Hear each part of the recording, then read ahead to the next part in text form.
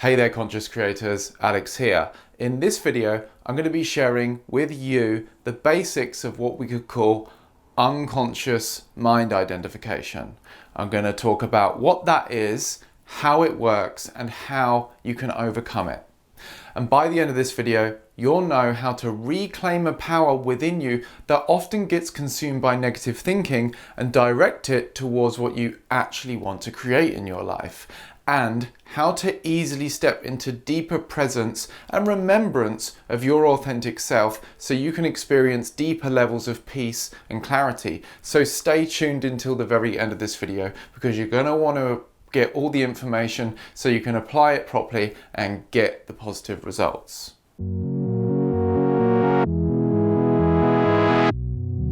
So just a very quick announcement before we get straight into it.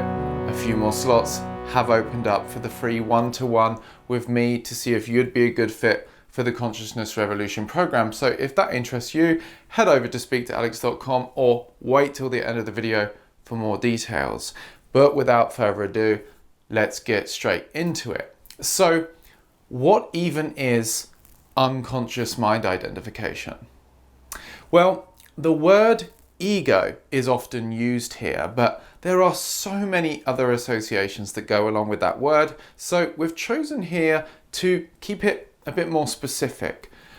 Unconscious mind identification is unknowingly identifying with the sense of self in your thoughts. To help you see this more easily, let me ask you a question. Have you ever had a thought that you later realized was overly negative or angry or fearful or judgmental? My guess is, if you're really honest with yourself, the answer is yes. In fact, if you're really honest with yourself, you'd probably say a lot of the time, actually. For example, have you ever had a thought that you later realized was overly negative or judgmental about your situation, a challenge, or even another person or your friend or even your lover? And then you later realized, what was I thinking? Well, now you can see how many problems are created by unconsciously identifying with every thought in your mind. Can you see how much suffering is generated by automatically believing you are all of your thoughts? And so this is unconscious mind identification. So when I say mind here, I mean specifically the thinking mind, the voice in your head, the thoughts. And when I say unconscious identification with it, I mean unknowingly identifying with the sense of self in your thoughts. You have thoughts, right? And many of those thoughts have a sense of self in them. For example, you might experience the thought, I am really offended. I am so angry. I am not capable of that. And you identify with the sense of self in that thought. You believe yourself to be the I or me in those thoughts, in that story. And then this is the lens that you see the world through for however long those thoughts, those stories are dominant. But there's a deeper aspect of you, the observer of the thoughts, the one who's aware of them. The awareness within which the thoughts arise, your conscious self, who you authentically are. This is the one you forget when you're unconsciously consumed by negative mind activity. This is the one you remember yourself to be when it's all cooled down again. This is the one who wants to approach the situation with patience and understanding, not with anger and antagonism, with calm and cool-headedness, not with anxiety and panic, not from fear, but from love. And so how does it work? Well, basically, you have yourself, this awareness within which you experience, plus your thoughts and feelings, which are part of that experience, arise. Just stay here with me and don't try to simply just use your thinking to understand this. Go directly to your experience. Is it not that your experience is yourself as this aware spaciousness, as this awareness within which feelings, sensations, and perceptions arise. If you investigate that in your experience, you'll find it to be true. And so you can think of your attention as a kind of spotlight that can move around and bring specific attention to things within your awareness.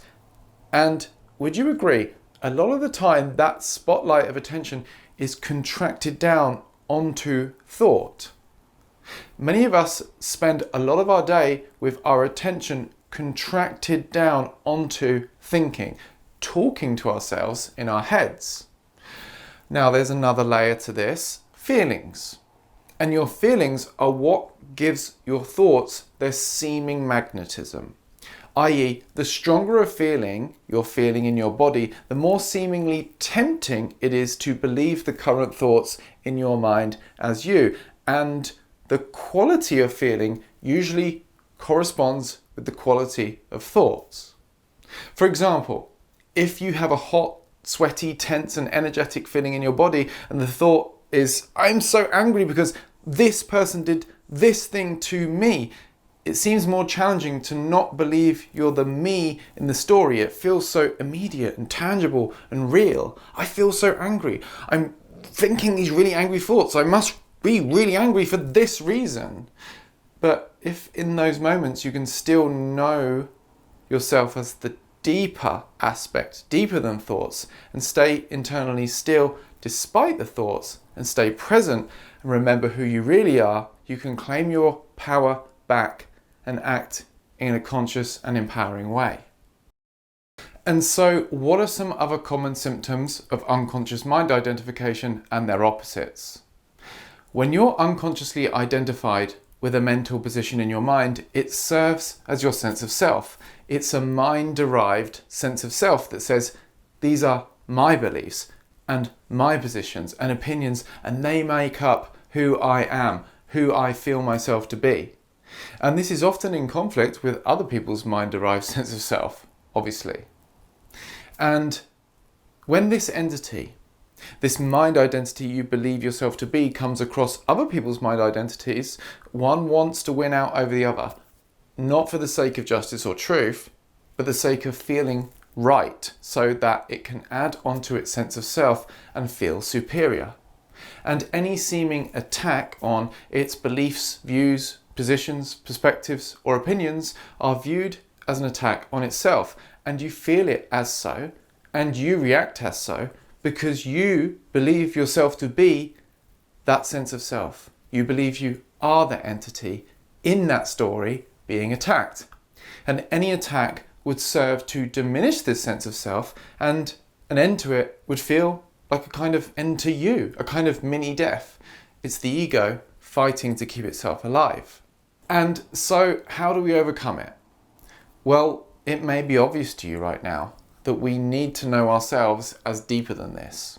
Yes, we need to be able to use our minds and think about ourselves in order to plan things, to think about things innovatively or creatively.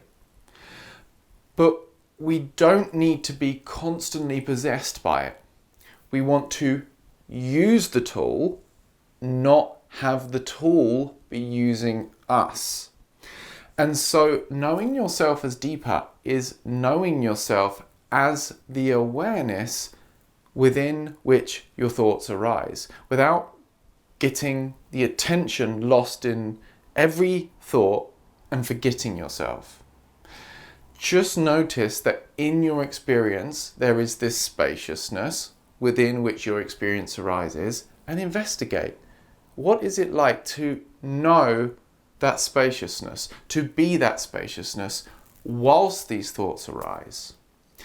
What is it like to simply observe myself as this awareness whilst a thought arises and not immediately believe myself to be that thought, to see it come and go, whilst I'm giving some attention to my sense perceptions, what I can see, hear, taste, smell, and touch, and not just these thoughts?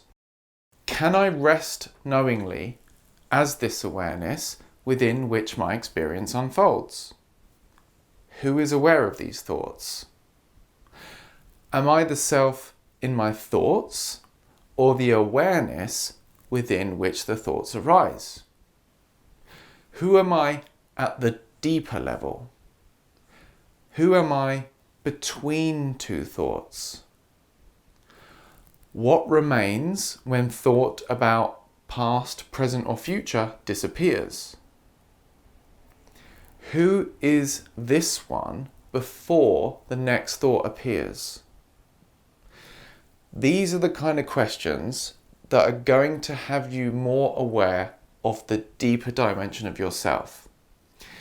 And at the very least, you can practice moving the attention from thought to sense perceptions, from thought to sense perceptions, from thought to what you can see, hear, taste, smell, and feel, out of the mind, which is always about past or future, and into the present.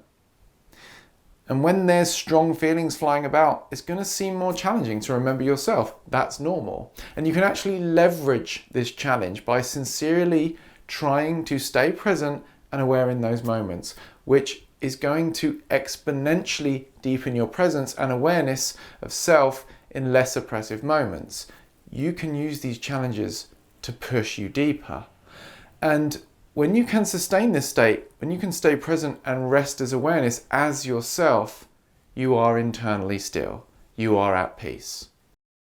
And this is where all your natural cool-headedness, confidence, and creativity naturally arises from. This is known as getting out of your own way.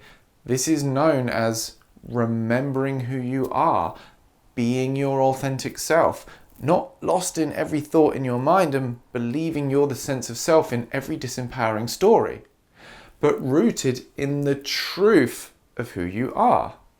The one that knows that when you give something your energy, you do have courage and willingness and resources within yourself to look at any challenge and eventually see new meaning in it. Eventually see how it serves in contribution to your deeper personal and spiritual goals. Yes, sometimes you get lost in the mind again. You get frustrated, you get scared, something escalates. But you always come back to the truth of who you are. Things flow more naturally. Opportunities, synchronicities, serendipities start dropping in like magic, but equally, you're not dependent on them to make you happy. You realize that what you essentially are at the deeper level already is at peace, because you can be the stillness that shines within your entire experience. And how can that be anything but peace? And this enables you to re-engage with life in a way that's in accordance with these deeper understandings. You know you're not perfect. It's a gradual unfolding and realignment of your life with your deeper realizations and truth. And that could go on forever. The universe lends itself to limitless expansion, and that's half the fun of it. And so here's a question for you. If you would stop believing in all of your thoughts and start cultivating a deeper sense of presence within you, what could you be experiencing? What opportunities could open up for you in your health, wealth, or relationships?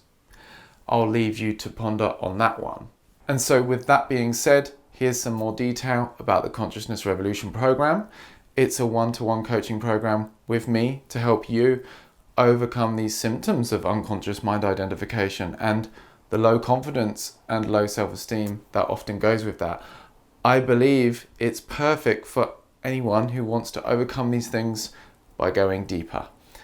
If you're done with living a mediocre life, full of the same stuff day in, day out, and want to build something that positively contributes to the world and in exchange brings abundance to your life, this program is for you. Or if you're a conscious entrepreneur that has had some momentum but has ran into some blocks and wants help taking things to the next level, this program is also for you. So head over to speaktoalex.com to book a time for us to chat about solving your problems. And with that being said, like this video if you liked it. And of course, don't forget to subscribe so you don't miss out on any new videos helping you with conscious personal growth. Peace.